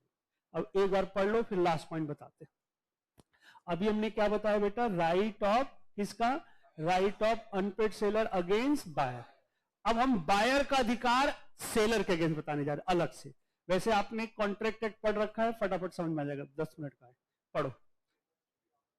क्या बेटा, 60 repudiation of contract before due date. अरे बेटा एंटीसिपेटरी भूल गया, अच्छा आपने नहीं पढ़ा है कॉन्ट्रैक्ट। इसका मतलब है कि जिस डेट पे सेलर को गुड्स बायर को देना था, बायर ने ड्यू डेट के पहले ही सेलर को फोन करके मना कर दिया कि भाई हमें गुड्स नहीं चाहिए। अब इसकी वजह से सेलर का जो लॉस हो रहा है वो डैमेज, उसी को बोलते हैं एंटीसिपेटरी ब्रीच ऑफ कॉन्ट्रैक्ट। याद है, भूल गए? चलो पढ़ो फटाफट। पढ़ने के लिए बोला बेटा। ऑनलाइन बच्चे प्लीज आप लोग बताओ, ऑनलाइन बच्चों। अच्छा, एक बच्चे ने बोला है कि सेक्शन 54 एक बार समझा दीजिए। सेक्शन 54 में हमने बताया बेटा कि अनपेड जो सेलर है वो दोबारा गुड्स को रीसेल कर सकता है कुछ केसेस में। पहला केस है कि इफ गुड्स पेरिसिबल नेचर का है, शायद बेटा इफ पेरिसिबल नेचर का है तो वो गुड्स को क्या कर सकता है, बेच सकता है। या अदर देन पेरिसिबल नेचर का है तो उसमें नोटिस देने के बाद इफ बायर ने पोजेशन नहीं लिया तो वो गुड्स को बेच सकता है।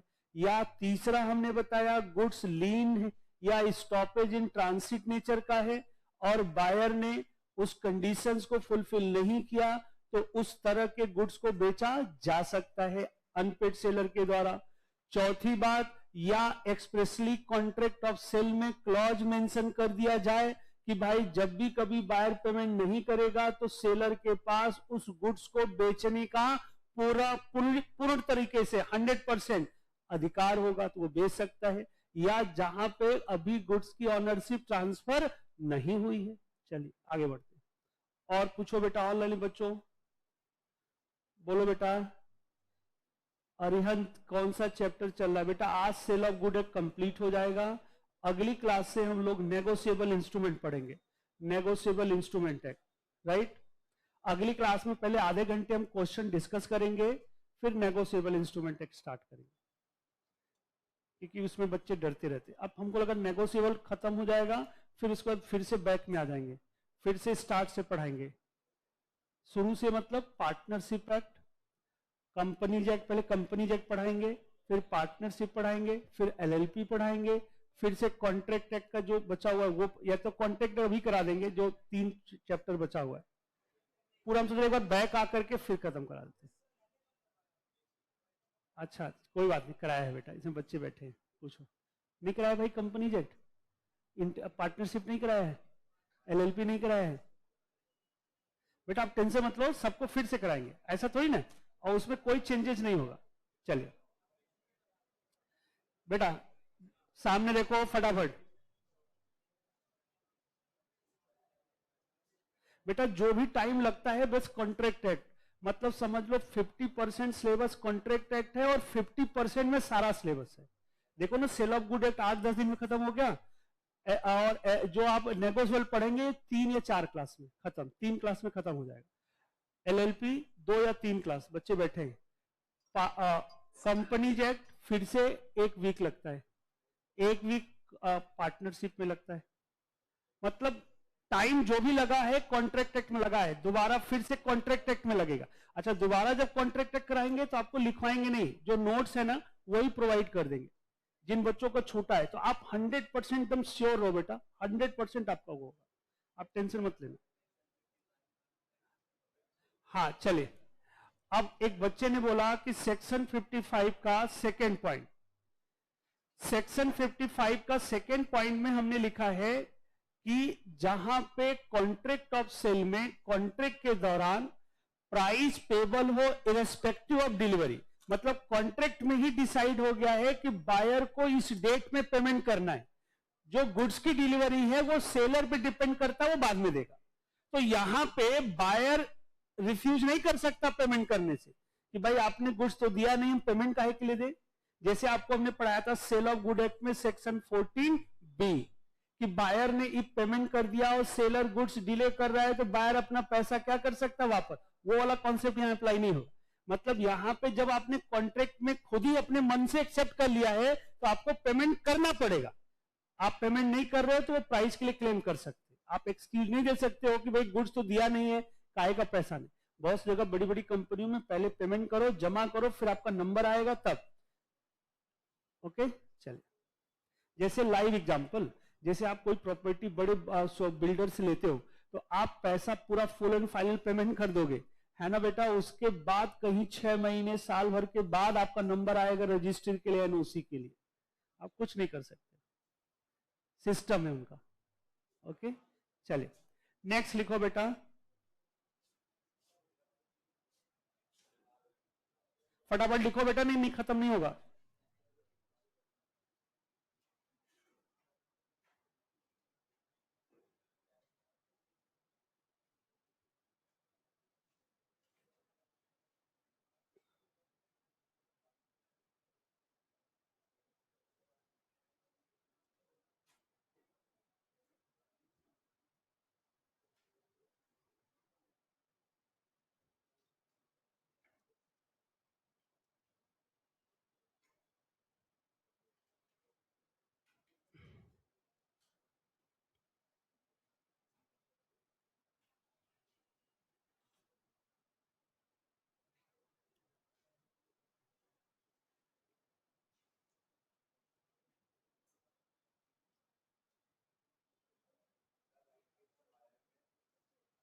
बेटा पहले लिख लो,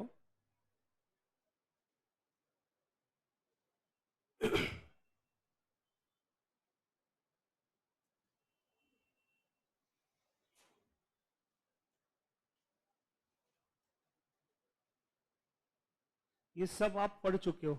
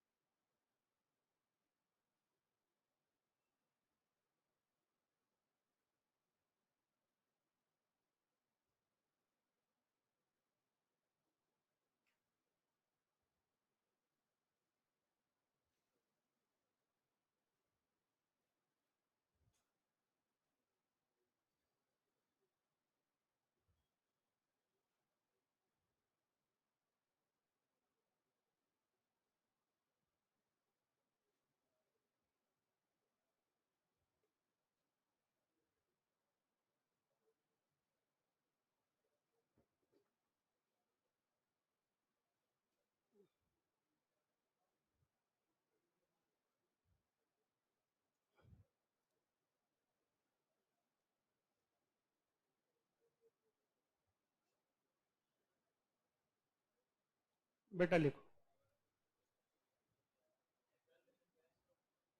सेक्शन वही इंटरेस्ट वाला ही है बेटा, लेकिन इसमें लिखा नहीं है, सेक्शन 61 होना चाहिए, सेक्शन 61 होना चाहिए।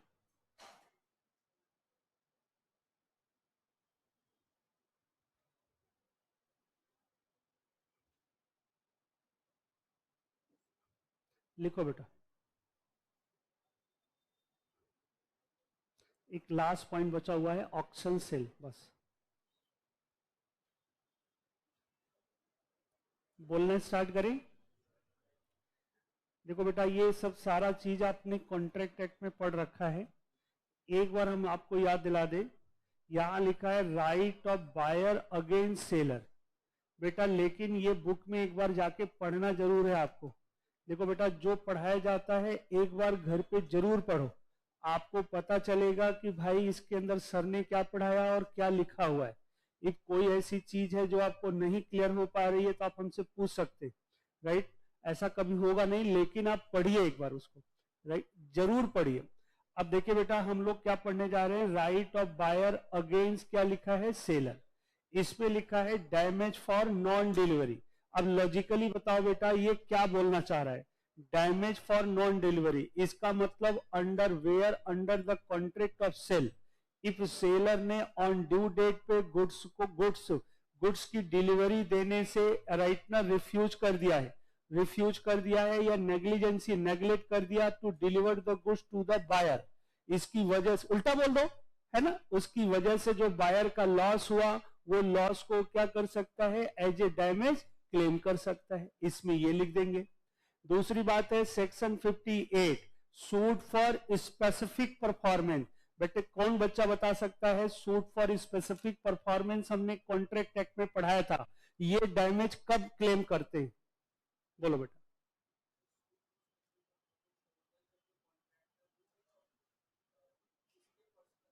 यस गुड, बहुत बढ़िया। देखो बेटा सूट फॉर स्पेसिफिक परफॉर्मेंस का कॉन्सेप्ट तब आता है जहां पे सेलर ने कोई भी ऐसा गुड्स बना करके बेचा है जो सेलर के स्किल नॉलेज टैलेंट पे है, लाइक वो पेंटर है ना, कार्टूनिस्ट है, या इस तरह का कोई चीज बना के जिसकी राइट ना जो उसके स्किल पे डिपेंड करता है। तो इस तरह का जो कॉन्ट्रैक्ट होगा और उसमें सेलर परफॉर्म करने से मना कर दे तो जो बायर होगा वो जो डैमेज क्लेम करेगा दैट विल बी कौन सा डैमेज होगा बेटा, स्पेसिफिक। आगे लिखा है suit for breach of warranty. Warranty समझते हो ना, कॉन्ट्रैक्ट, जैसे सेलर ने कॉन्ट्रैक्ट का कोलेट्रल या सपोर्टिंग पार्ट फुलफिल नहीं किया तो ऐसे केस में बायर क्या क्लेम कर सकता है, डैमेज। इंप्लाइड कंडीशन वारंटी पढ़ा था ना। नेक्स्ट है रिप्यूडिएशन ऑफ कॉन्ट्रैक्ट बिफोर, क्या दे रखा है, ड्यू डेट, वही जो अभी आपने पढ़ा एकदम सेम। वहां पे किसने रिफ्यूज किया था ड्यू डेट के पहले, बायर। यहां पे कौन करेगा, सेलर। तो डैमेज क्लेम करेगा कौन, बायर।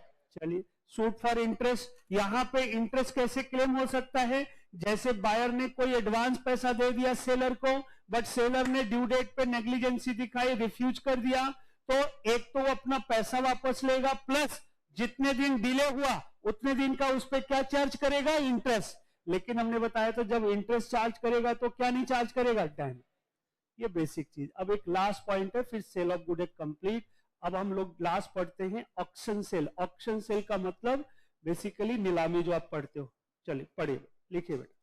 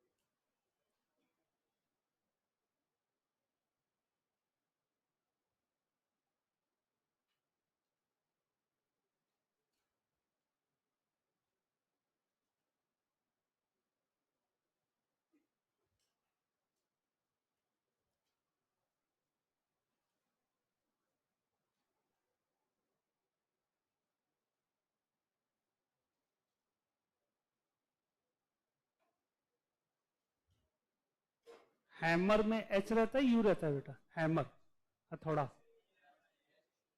एच ए ना?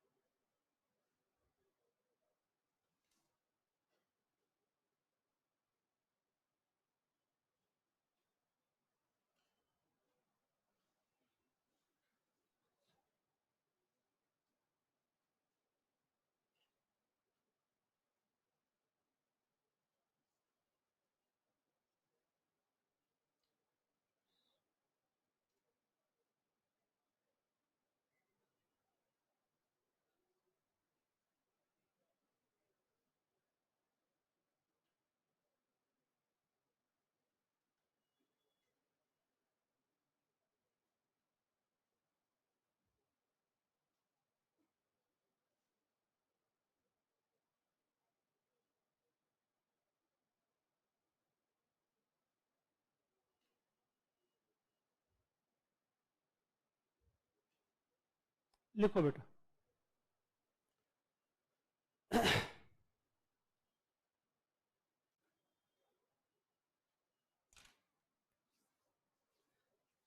हाँ बेटा। और अभी तक क्या कर रही थी? फोटो खींचो बेटा, इतना टाइम नहीं है, फोटो खींचो। अभी तक क्या कर रही थी? एक बेटा बातें नहीं, एक मिनट एक मिनट।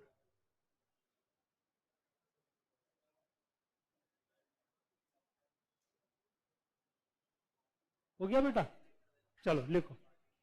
बातें नहीं, सामने देखो बेटा, सामने देखो।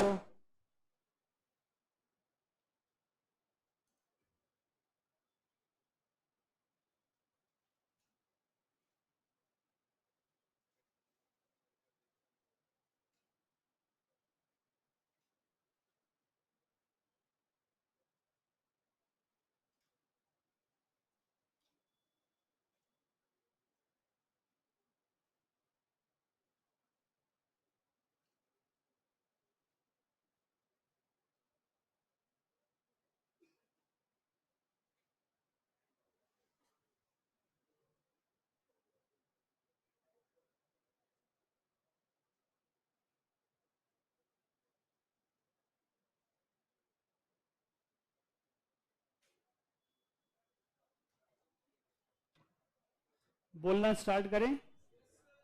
इधर देखिए बेटा, अब हम लोग क्या पढ़ने जा रहे हैं?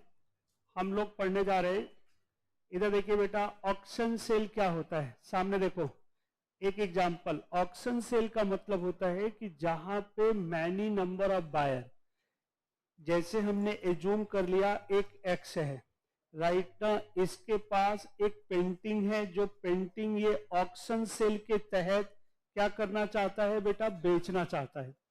अब ये पेंटिंग, इधर देखिए बेटा, ऑक्शन सेल में क्या होता है कि जहां पे किसी पर्टिकुलर थिंग्स को खरीदने के लिए मैनी नंबर ऑफ बायर किसी पर्टिकुलर जगह क्या हो जाते हैं? असेंबल हो जाते हैं, इकट्ठा, गैदरिंग, इकट्ठा हो जाते हैं और आपस में वो क्या करते हैं बेटा? बिड्स लगाते हैं।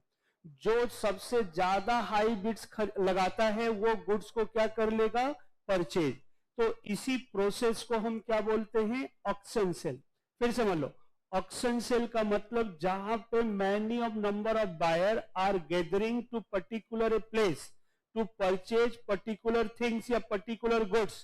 किसी भी पर्टिकुलर गुड्स को खरीदने के लिए पर्टिकुलर प्लेस पे जब बहुत सारे बायर इकट्ठा हो जाए और वो आपस में बिड्स लगाएं, और जो बायर सबसे ज्यादा बिड्स लगा करके गुड्स को परचेज कर ले, ओके बेटा, तो इसी प्रोसेस को हम क्या बोलते हैं, ऑक्शन सेल। जैसे यहां पे B3 बायर जो था उसने सबसे ज्यादा पेंटिंग की वैल्यू लगाई कितनी बेटा, 5 लाख, और उसने ये गुड्स को क्या कर लिया, परचेज कर लिया।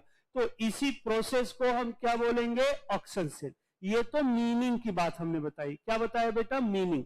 इधर देखिए मीनिंग में हमने क्या लिखवाया है, इधर देखिए, where many number of buyer are gathering a particular place and making bid to purchase the particular goods, आगे comma, buyer who makes high bid entitled to purchase it, जो बायर सबसे ज्यादा बिड्स लगाता है वो इंटाइटल होता है इसको लेने के लिए, and this process is called, उसे हम क्या बोलेंगे, ऑक्शन सेल। ये तो मीनिंग हो गया। अब हम बात करते हैं रूल्स का। वैसे बुक में आपके 5 ही रूल दे रखे हैं, 1-2 हम आपको और बताएंगे। देखो बेटा, पहला रूल है कि where goods are sold in lot. इसका मतलब यह हुआ कि जैसे जैसे एक्स के पास बहुत सारी पेंटिंग है, एक्स के पास बहुत सारी पेंटिंग है, लॉट का मतलब एक से ज्यादा जगह गुड्स जो ऑक्शन होना है वो एक से ज्यादा जगह रखी गई है। तो क्या एक जगह केवल जहां जैसे 3-4, लॉट का मतलब 3-4 जगह इकट्ठा थोड़ा थोड़ा करके गुड्स रखा हुआ है, अब उसका बिड्स लगना है। तो ऐसा नहीं कि केवल एक लॉट पे बिड्स लगाए जाए और जो सबसे ज्यादा हाई बिड्स लगाए वो गुड्स को परचेज कर ले, नहीं। लॉट वाइज जब गुड्स रखा होता है तो एवरी लॉट पे, हर लॉट पे क्या होगा, इंडिविजुअली बिड लगेगा, और जो सबसे ज्यादा बिड्स लगाएगा एवरी लॉट्स पे वही उसके लिए क्या होगा, इंटाइटल। नहीं समझ में आया? देखो बेटा, जब हम लोग देखते हैं ना इंपोर्ट, जब कोई भी क्या होता है कि जैसे हमने कोई गुड्स इंपोर्ट करना है, प्रैक्टिकली लाइफ में समझ लो, तो क्या होता है कि बहुत सारे लोग इंपोर्ट के साथ इलीगल भी काम करते हैं।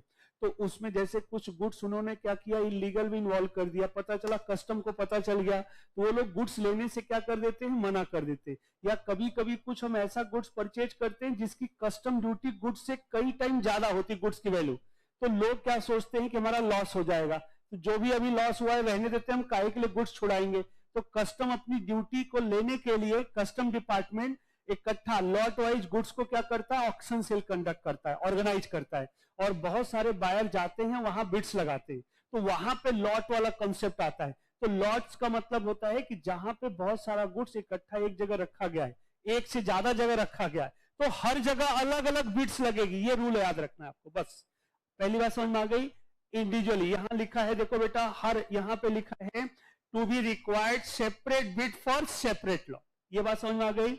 दूसरी बात लिखा है completion of contract of sale, मतलब जो ऑक्शन सेल है वो कब कंप्लीट माना जाता है। यहां लिखा है when hammer fell down and party name क्या दे रखा है, अनाउंस, मतलब जिसने हाई बिड्स लगाया। जैसे यहां पे हाई बिड्स किसने लगाया बेटा, बी ने, B3 ने, तो ऐसे केस में B3 के नाम पे हैमर क्या होगा, फेल डाउन होगा, और B3 का नाम क्या होगा, अनाउंस। तो हम मान लेंगे कि ऑक्शन सेल क्या हो गया, कंप्लीट। ये तो बुक में है, बट 3 बातें और ये इसमें याद रखो। इधर देखो बेटा, एग्जाम में क्वेश्चन ऐसे पूछेगा कि जिस समय हैमर फेल डाउन किया जा रहा था, राइट ना, हैमर फेल डाउन कर दिया गया, बट पार्टी का नाम अनाउंस नहीं किया गया। ओके, पार्टी के नाम अनाउंस करते समय सेलर साइलेंस रहा। बताइए, इज दैट कॉन्ट्रैक्ट वैलिड और नॉट वैलिड? वैलिड, यही हम आपको बताना चाह रहे हैं। बेसिक चीज तो यह है। लेकिन जैसे हैमर फेल डाउन कर दिया गया और पार्टी का नाम अनाउंस होते समय सेलर साइलेंस रहा, वो भी ऑक्शन सेल वैलिड होता। लेकिन उल्टा, इफ पार्टी का नाम अनाउंस कर दिया गया लेकिन हैमर फेल डाउन नहीं किया गया, क्या ऑक्शन सेल वैलिड है? नहीं। मतलब सबसे बड़ा रोल किसका है, हैमर का। क्लियर हो गई बात? आगे बढ़े। इसमें 2 बातें आपको अलग से याद रखनी। अब एग्जाम में क्वेश्चन क्या पूछा था ये भी बता देते हैं। इसी बार आप देखेंगे कि जिस चीज का गुड्स का ऑक्शन होना था, जिस समय ऑक्शन हुआ, किसी पार्टी ने हाई बिड्स लगाया, गुड्स टेबल पर रखा हुआ था, जैसे ही हैमर फेल डाउन होने लगा, गुड्स नीचे गिरा और टूट गया।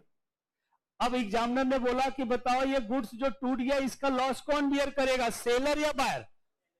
कौन करेगा?